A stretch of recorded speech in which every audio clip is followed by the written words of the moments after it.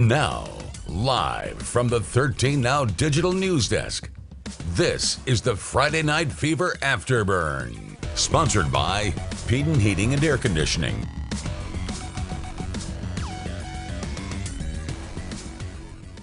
Welcome to Friday Night Fever Afterburn Week 12, the opening week of the playoffs, whatever you want to call it, Week 1 of the postseason, Week 12 of the season.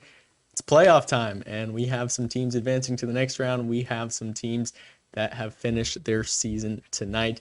We're going to start off with the scores. Kaylee, tell us who we got here on this first page. Well, starting out, kind of a less exciting game than last time around of the season. Holmes County visiting Freeport.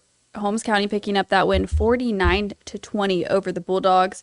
Then Wewa-Hitchcock visiting Bluntstown, just going up the road. Bluntstown coming out on top 42-0. Walton visiting Swanee. Swanee picking up that win 39-15. And South Walton visiting Florida High. They pick up that high offensive win 63-44. Then over in the Live Oak area, Cottondale was visiting Osceola Christian 54-40. That one more of a we would say sometimes basketball score, but 94 total points scored between those two schools. Cottondale getting the win. A lot of 2-point conversions there. They advanced to the next round. Baker and Bozeman. Bozeman on the road at Baker. Baker jumped out quick, and they held on for the rest of the contest. That's a 33-14 final. And then Bay High, their historic season comes to an end. A very, very tough team over in Pensacola. The West Florida Jaguars, 35-0 is the final score. So we're going to start with what was our game of the week. We only had 2 games in our local area, one being at Freeport and the other at Bluntstown. You were at Freeport tonight. Talk to me about what you saw in that first half of action that you were there with Holmes County jumping on top. Well, I mean, just start out, it was just turnover after turnover, fumbles, interceptions, just back and forth the first couple of drives of the game. I mean, it was like ping pong, just back and forth watching the ball. You see a fumble here, and then Ashton would throw an interception on the following drive. So there was a lot of turnovers to kind of begin with it. And you talked about, a big key for this game is to watch those turnovers. So that's how it really started out. Holmes County able to get a pick six off of that interception, so they kind of start that momentum and they get the lead going. I know there was a lot of flags, there was a lot of at stake at this game, and so kind of a tough matchup. I think Freeport really trying to hang on, but I think just maybe the nerves of the postseason got the best of them. There's another interception, so it wasn't too far of a game when I left. It was 21-7 with the Blue Devils out on top, but they wanted revenge from the regular season. That 4-point win Freeport picked up over in the second half earlier in the season, and I mean they got their revenge. In last season they won in the postseason, doing it again. So I guess they got the win where it matters in this one. Right, and we mentioned this week that Freeport, they've won 5 of their last 6 coming into this game, dating back over the last 4 years. But last season, like you mentioned, Holmes County got the win in the playoffs. This season, they get the win in the playoffs. So I think out of 2 of the last 3 years, Holmes County gets the win in the playoffs. So winning when it really matters. Mm-hmm. I think they'll take that. The 2-3 versus the now 5 out of 7 for Holmes County. Those 2 wins both in the playoffs. So Holmes County, they like it. Landon Lumpkin, he's got an arm. He got the legs. Very, very impressive tonight. Only a junior. He was one that, did a lot for them on the baseball team, clearly doing a lot for them out on the football field. They advanced. That's going to be a tough match next week against Northview. Yeah. Northview getting a big win tonight. So, we got Holmes County going over the way to Bratt. That's going to be a tough one. And they were there. They were visiting. They were kind of scoping out the competition for next week, checking it out there on that bye week this week. So. Right. The Chiefs undefeated. They've kind of rolled through their competition this year, even getting a big win over Bay High last week, a couple classifications up. So Holmes County definitely has their work cut out for them this week, but they like that underdog role. So I'm sure they'll be preparing all week long for that. But a great season from Freeport. Hate to see their year end, but Holmes County advancing. Congratulations to them. I'm going to look at the comments because I know we got a lot of Bluntstown Tigers fans in here tonight. A lot of people out there at Bowles Field. And seeing Bluntstown playing their best football at the right time of year, a 42-0 win over Wewa. What did you see from this game as just really a domination from the start to the end? Well, I think just to begin with, you hit it right on the head. I mean, they've really kind of found their groove. I think the Walton game was a game they did lose to Walton, but they were really finding it. Jordan Pride was back.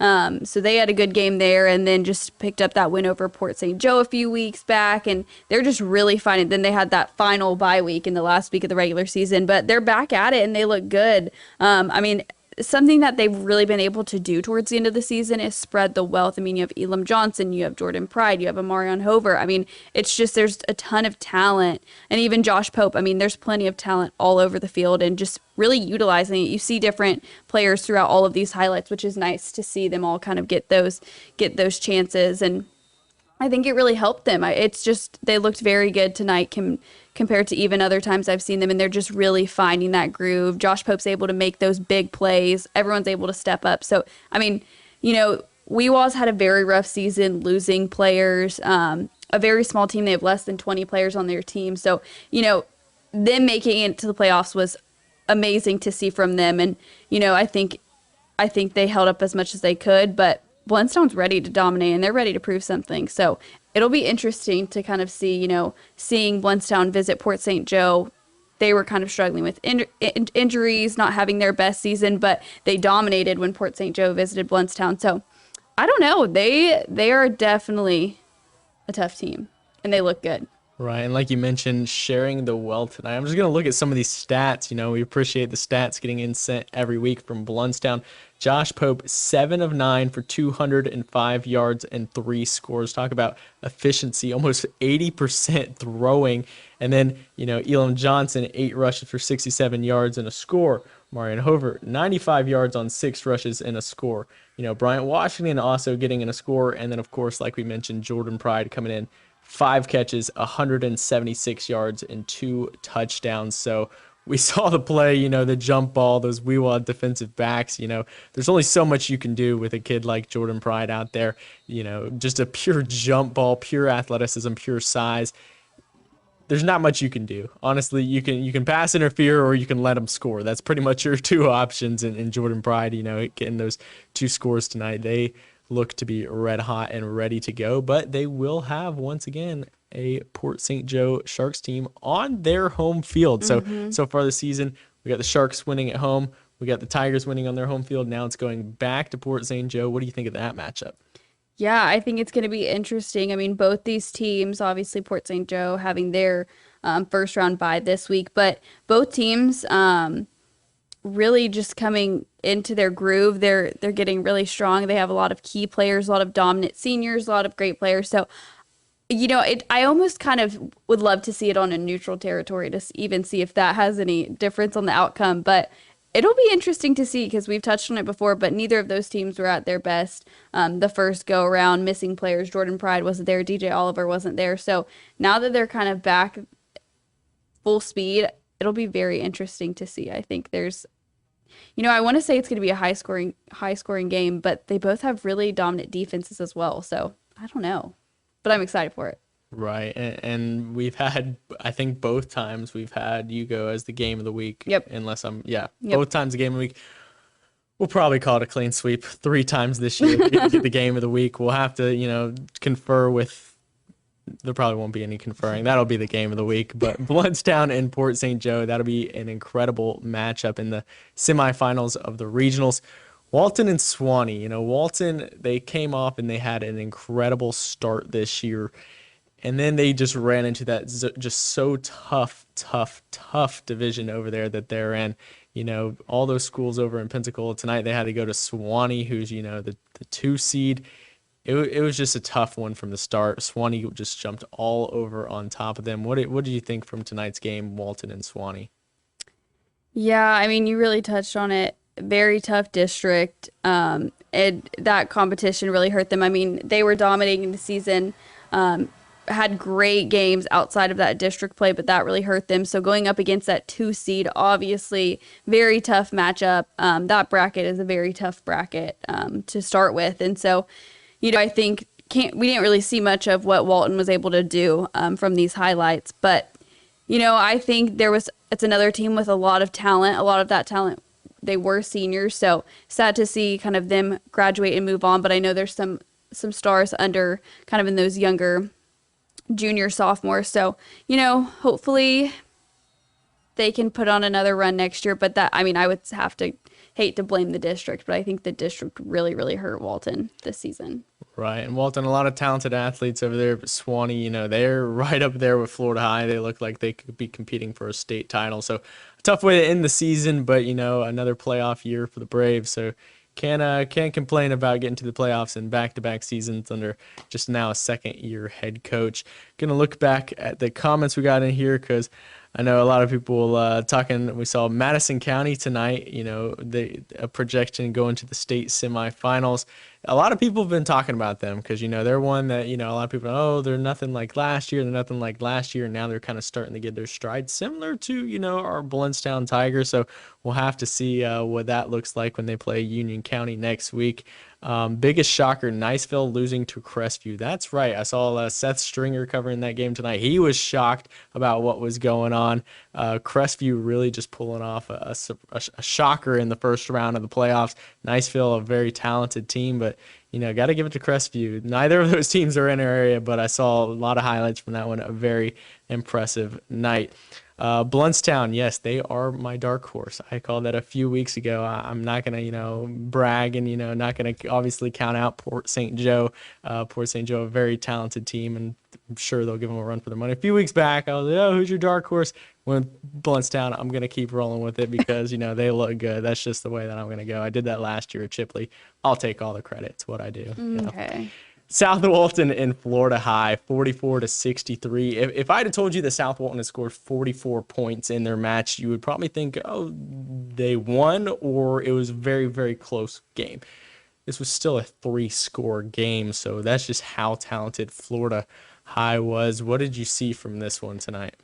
I mean, even though that was a 3-score game, South Walton was the 8th seed, and Florida High's 10-0, now 11-0, and they were the number 1 seed. So I think it was still a great and very impressive performance from South Walton. Obviously, defenses weren't as accurate as those offenses, but I mean, good to see South Walton really put up some points on the board, even though they did lose and their season is done. I mean, they still had an impressive offensive performance tonight. I think some of that would have to probably be credited to Pierce Sperlin. I'm not sure, how long he played, if he played, what kind of performance he had, but I know that senior's been kind of getting back into the season in the last couple of games of the year. Right, and Pierce, going to be going off and playing at Georgia next year, so this will put an end to his high school career. One All-American game. Still has the All-American game. Last time in a South Walton played game, but he'd certainly had an incredible career. A lot of great seniors on that team as well. Yeah. But he's one that's going to be remembered around here for years to come. Definitely one of the best athletes that I've ever seen in this area. So another great season for South Walton. Clearly not how they wanted it to go, running into the top seed. And like we mentioned, Florida High, Florida State University, they look like they could really win a state championship this year. Cottondale and Acela Christian, that one was interesting. I was back here, watching that game on the network, and it seemed like every other play was a kickoff because of how many times the scores were being made. Cottondale, scoring 54 points here. What do you think, Coach Ober, in this game, getting another win, 8 wins so far this year? What do you think of this Hornets kind of sleeper team? So impressive. I mean, they're a younger team. I talked to them at the beginning of the season to kind of see where everything was at. Coach Obert was switching around a lot of the positions, and I was kind of asking the players why, and they said because Coach O said so, and that's what they were going with. And I mean, impressive to see. It worked. It worked really well for them, and they've looked great this season. A younger team, like I said earlier, but that's, impressive to see what they're doing this season and knowing that they can build off this in future seasons, and they're going around too. Right, and I know you mentioned Coach Obert. I love going to the Cottondale games and seeing Coach Obert because, a lot of coaches, they're going to be down on the sidelines. Coach O, he is up in the box. He's up in the box. He wants that eagle eye view and calling his plays on offense. And, you can't say that it's a bad strategy when you're scoring, 40, 50 points a game with this team. And, Ja'Cory and Garrett, he's an incredible sophomore athlete. They're going to have a tough matchup with Sneeds next week. Jason Patterson, they're going to have a tough time stopping him. But, this looks like it could be, 100-90 next week. What do you see from that game? Exactly that. And, I think this run game, it'll depend, I think, a lot on the Sneeds defense, but looking at this game tonight, the run game will probably be pretty insane next week over there. And I bet it's going to be a high scoring game. I think something that Sneeds has been working on is kind of strengthening, buckling down on that defense. But who knows? I mean, who knows with these two? I think it might be an explosive high scoring game. Yeah, definitely a fun one, that's for sure. But Sneed's clearly going to be favored. But the Hornets, 8 wins. I mean, that's a great season. Yeah. Even if it ends next week. But they I'm sure they have all the confidence that they can come in and take down Sneed's. Sneed's has seen teams like Holmes County come in and give them a run for their money. I think Cottondale believes they could, be right there in the mix as well. So that definitely could be a very interesting one, to say the least. See, Mr. Brock, don't forget on Sunday we have the Class 1A state championship for volleyball. That's right, Liberty County, they're going to be taking on the Baker Gators. So 2 teams from the Panhandle, technically Baker, not one of our teams, but Liberty County is going to be down there. They leave tomorrow morning. They're going to be leaving from the school, doing their little send-off at 8:30, leaving the school around 9. That's going to be Eastern time. So if you miss it because you were wrong on the times, we've done that plenty of times. We do that sometimes. But Liberty County Bulldogs going to be playing for a state title on Sunday. The plan right now is that I will be heading down to Winter Haven to cover that. So we'll see. That's going to be a long and early wake-up call for me on Sunday morning. But excited to see those Bulldogs. I know that Bristol community is really excited for them. They really think that they got a good shot to bring home this state title. And I think most of the town is traveling too. I would think so. Probably all of the town. Yeah. Probably, which would make up about 90% of the county. So, Bristol, all of Bristol probably makes up most of Liberty County. So Coach said she thinks it's going to be an interesting, this was back when the game was still slated for Friday, but she said come Thursday night, Friday morning, it's going to be an empty Liberty County. And I mean, from what I've seen of the turnout of those games, would not be surprised at all with that. Well, I'll be coming from Panama City, but that's going to be one more person heading down that direction. That's going to be in Winter Haven. Previous years have been in Fort Myers. This year it's going to be in Winter Haven. So state title on the line. We're going to be rooting for those Bulldogs, and should be a fun one. But getting back to football, Bozeman and Baker, the Baker Gators football team, advances to the next round. They're going to take on our Chipley Tigers. We didn't get to see them this week, but we love those Chipley Tigers and what they got on the field this year. They are 10-0, and they look impressive. They are the highest ranked team from our area as far as the 1R schools go. They look incredible. What do you think of that Baker and Chipley matchup? I think it'll be interesting to see Baker. We saw them a couple times at the beginning of the season. I saw them with the first game of the season against South Walton, and South Walton really dominated in that game. But I know since then Baker has picked up. They've gotten some momentum. They played Bozeman earlier in the season. That was a 1-point win for Baker, and obviously Bozeman's dealt with some injuries this season, so Baker was able to kind of pick up a little bit more of a bigger win this time around. But I don't know. I haven't seen Chipley. I covered them week 2 and 3, I think, and haven't really seen them since. So it'll be exciting to see Chipley really back in action. I know they've had kind of some away games, Thursday night games, so I think they're ready to host. It's a different beast over there, over at Chipley. So I'm excited to see how they're going to do in the playoffs. You talk about all the time last season, sneaking into that Final Four. So see if they can do it again.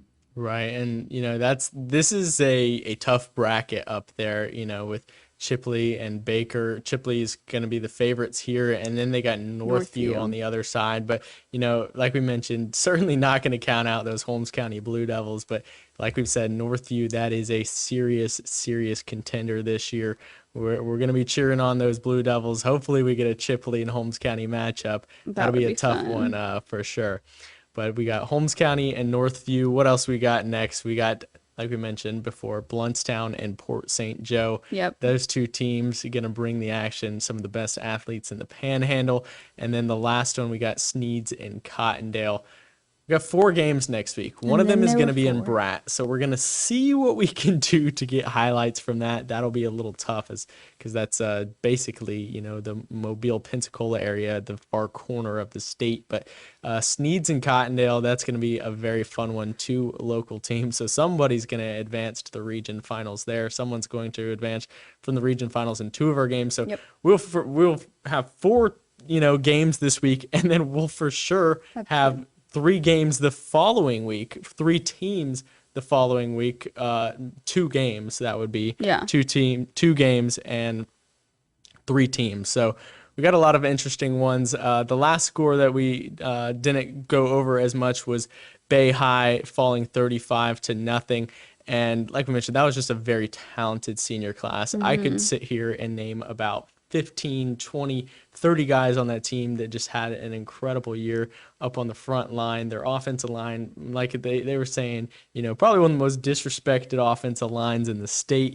They got it done every week, in and out. And then guys all over the field like Will Smiley. These guys are everywhere. I could list off their entire team because their entire team was basically named the all-district team. So talented. Hate to see their season end, but it was a very fun year for them. Yeah, and I hate that, all district champions were supposed to host regardless of seeding. But of course, our district champions get paired up with another district champion that had the higher seed. So that did stink that they were on the road playing a tough team like that. So hate to see it. Hate to see the season end, but it was a lot of fun watching those tornadoes. Like we mentioned, we have 4 games next week, 3 in our area. We're going to do the very best we can to cover those games. We have not yet decided if we're going to have a full Friday Night Fever show. We're going to kind of work that out this week because it's going to be a little smaller, but we'll certainly have the highlights that we can. We'll certainly be back in here for Afterburn and discussing those games. But we will have all the highlights this week, again, on mypanhandle.com. So go ahead and check those out if you missed them. We're heading to the second week of the playoffs. Yeah. The season is coming to an end, but we do have some teams that are competing for a state title. So it seems like we could be here a few weeks longer. That's the hope. That's the plan. Right, but that's going to do it for us for week 12, the opening week of the playoffs. We're going to have 4 games next week. We'll see you then.